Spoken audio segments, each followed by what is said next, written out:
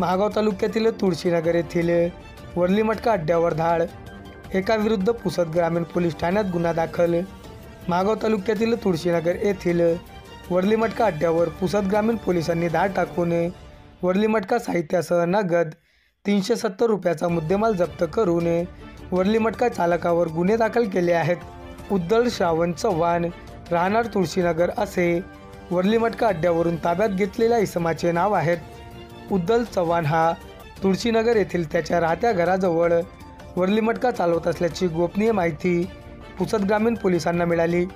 त्या माहितीच्या आधारे पोलिसांनी तुळशीनगर येथील वरली मटका अड्ड्यावर धाड टाकून वरली मटका साहित्यासह नगद असा एकूण 370 रुपयाचा मुद्देमाल जप्त करून उद्दल चव्हाण विरुद्ध कलम 12 अनुसार गुन्हा दाखल केला आहे।